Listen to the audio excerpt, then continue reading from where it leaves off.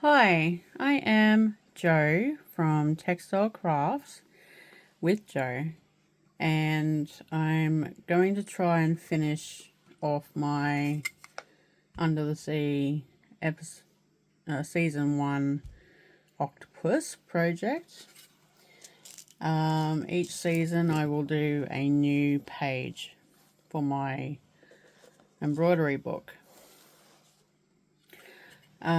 So I'm just going to be adding the last bit of the beads to the tentacles, and then I'm going to do a little bit of stitch work on the background, and I should be finished then. I should be done. I would also like to colour in the maroon background on this octopus into a white, make it blend better into the coral. I do apologise, I have not done anything for a while, and that's because I've had to do some restocking of my Etsy shop. And what I do for a living is I create hand spun yarns. So the stock in the shop got a bit low, started selling out on a lot of the most popular stuff, so I had to do a big restock. I've since sold all of the yarn that I made for the restock, which means I'm going to have to do another big batch of restock again. It's never ending here as a full-time hand spun yarn expert creator. So when I've got something popular, I need to continue to make that popular yarn in order to make more sales. So before I start, these are some of my own hand spun sock yarns that were left over from making minis for this year's Christmas advent calendars. So I've rolled them up for future use on my embroidery.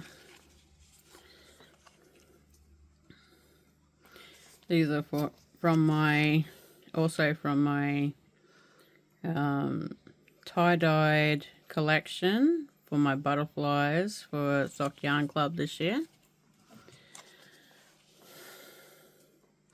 And at the end of the year I should have 12 of these for my embroidery collection. So I love the colours. There's a little sneak peek for you. A little sneak peek on what the Christmas advent calendars are going to look like.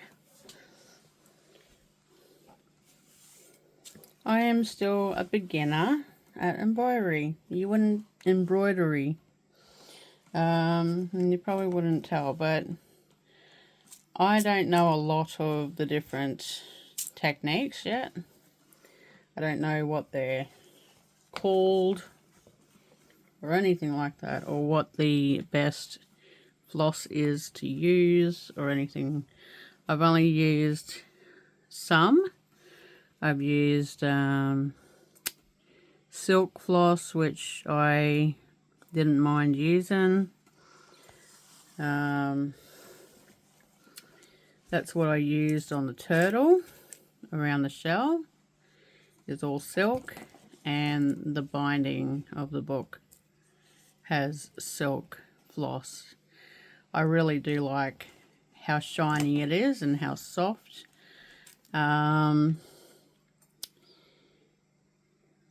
Yeah. I don't have any. I have a little bit of it, but not a lot in my own collection. I was using a lot of the flosses at my mum's place when I visited there last. So I'm just adding these beads Trying to make them flat. I hope you have enjoyed watching me make this over the past 15. This is the 15th episode for the octopus. And if you would like to suggest the next sea creature for the next page, you can in the comments below. I do have a list of different things I would like to make, but if there's something specific that you, the viewer, would like me to make next, you can suggest it. Before I start the next page for this book though, I want to try make something else a little bit different.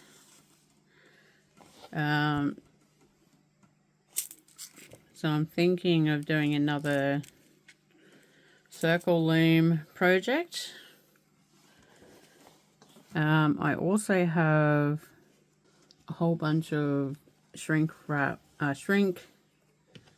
plastic stuff that I bought a while ago. I would like to learn how to make jewelry and things I could probably sell on the shop, pins maybe, or brooches and stuff like that. I would also like to try making my own textile fabrics, painted fabrics as well. I just want to try different crafts. Being a spinner for 15 years, full time, does not give me much time to do anything else or try anything new, try any new projects. So I created this channel so I could push myself to trying new things and doing more textile crafts. I just love watching people create textured media, mixed media stuff, and I've always wanted to do it. Never had enough time or money to do it.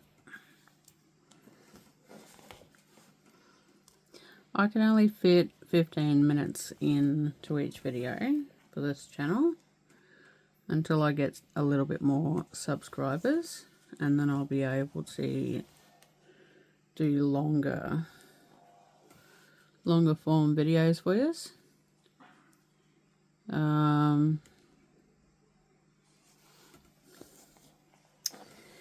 I feel if I can make a full video, yes, that will decrease the amount of videos I've got to offer, but I think I prefer having majority or half of the project in each video. So each project only is like 2 videos,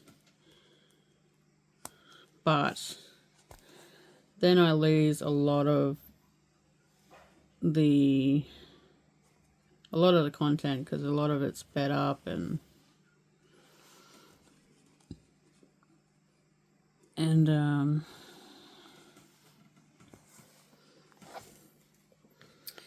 sped up and broken up so it can all fit in to it, because I normally do the slow stitching takes so long, so long.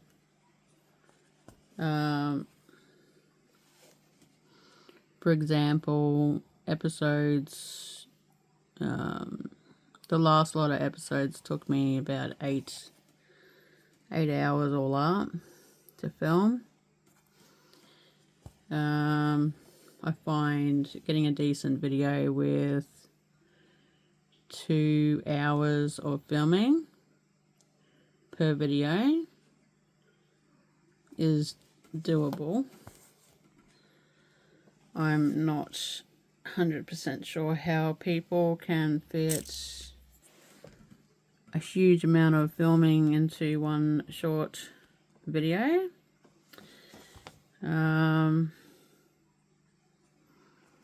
But yeah,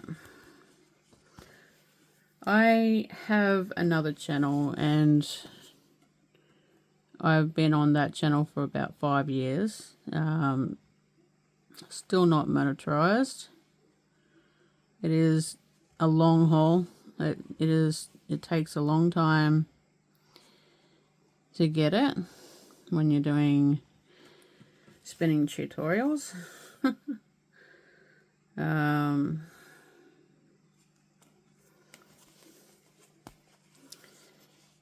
But I've almost got to about 2,000 subs, so that's pretty cool.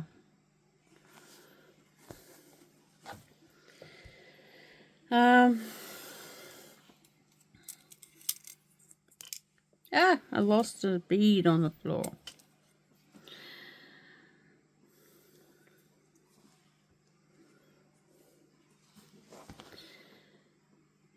So over there I teach people how to make yarn, how to dye, and how to think outside the box.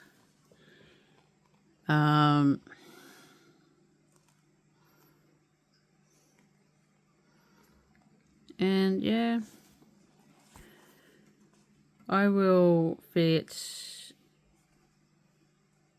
almost a full spin into probably a 30-minute video, and each spin will take anywhere up to a week to complete.